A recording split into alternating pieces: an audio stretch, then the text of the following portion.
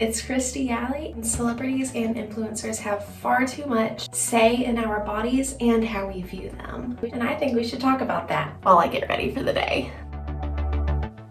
Topics may include negative body talk and disordered tendencies. The internet provides us with a wealth of knowledge, but also it stores dangers as simple as social media. Places like Instagram, TikTok, and even YouTube allow people and corporations a platform to push narratives. Oftentimes those narratives are fixated on our bodies.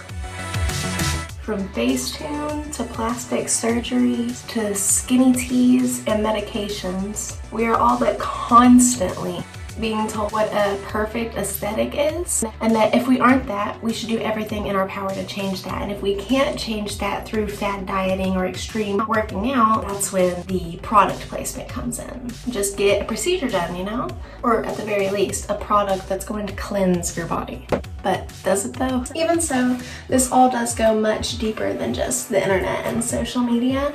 According to some people, there have been fad diets and extreme exercises for 2,000 or so years. Even in the 1800s, there were celebrities who would share all of their fad dieting for those that follow them to then follow them. Shocker. Times may change, but some things really do stay the same. People seem to have been trying to abide by some type of body standard since maybe even the dawn of time. But why?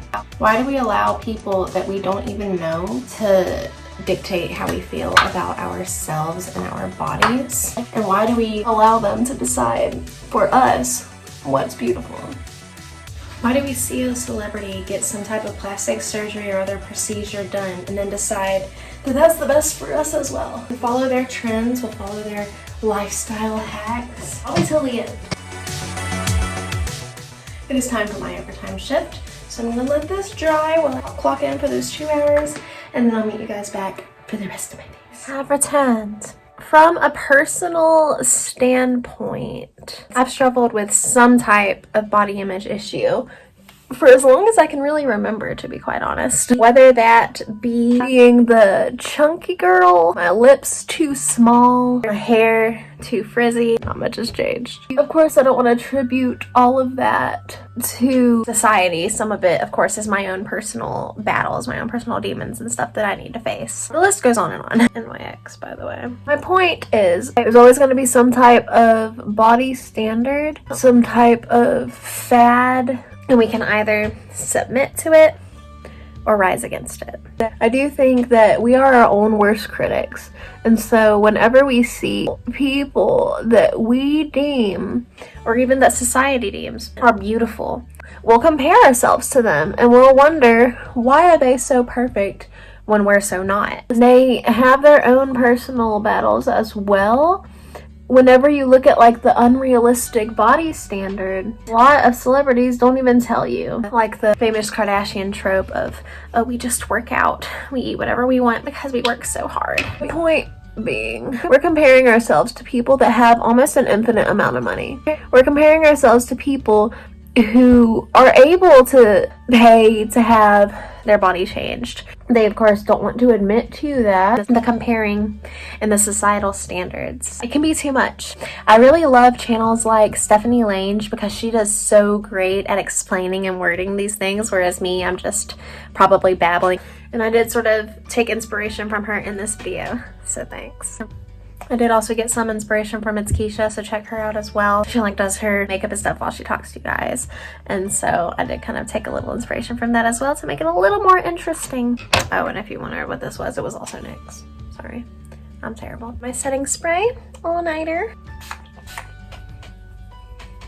Well, that detangler and it's still tangly. I do think topics like this are very important. Maybe it's just getting older or whatever, but I really do think these topics are very important, especially in the world of the influencer, where everything is just an aesthetic to look nice. And isn't it ironic? We say we care about like self-care days and stuff like that, but if our self-care day is predominantly to do what someone else is doing, is it really self-care or is it self-manipulation?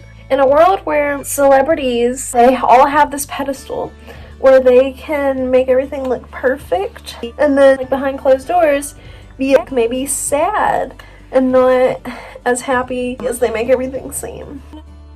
Like I said in my previous video about MK Ultra, how I feel like it's a form of mind control in a sense. I feel like it's just the government really just trying to see how far we'll go.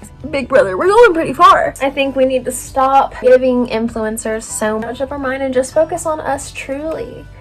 One question that I've been asking myself semi-lately, are the things that I'm doing going to bring me closer to God or further away? And I know it's easier said than done, of course, because we're human beings and this is just how we are. It's not okay that we are made to feel so inherently small just to line someone else's pockets. I just want the understanding that you don't have to have that beautiful pouty lip, like the most latest coat from Chanel or whatever. You don't need all of these material things to make you better. There is one more thing I guess that I want to talk about before I wrap this up. I've tried so many things as a kid, or really a teen. I tried all the diet pills, right? I tried the fad diets. I did a lot of things that I shouldn't have. It's just not attainable for a happy and healthy lifestyle. Pressuring kids and even teens to be better is one thing. They need to care about themselves. That's great. But what lies the problem with me is, like, recently there's been stories coming out that some pediatricians are suggesting children to take drugs like Ozempic and Wegovy and things like that to lose weight. It's damaging. When you could be teaching the child healthy eating habits, you could be teaching the child ways to move their body. Instead, the first thing that doctors are jumping to is a weight loss drug that's not even technically a weight loss drug. It was actually intended for something completely different. Weight loss is just a side effect of it. And you could say that's how they find medications all the time, is because it started out as a side effect. I don't care. It is not best practice in my humble, not medical professional opinion. There may be cases where you are an adult, a consenting adult. You have tried, literally actually tried everything else and that nothing's working. There may be a medical need for that, but in children, it's not going to make everything okay. I just bring it back to societal standards and thinking about all of the celebrities that are saying their semaglutide is what saved them from their weight. If you're just doing it because a celebrity did it or because TikTok told you to, don't do it. I do sort of want to wrap this up and just say thank you for watching today's video.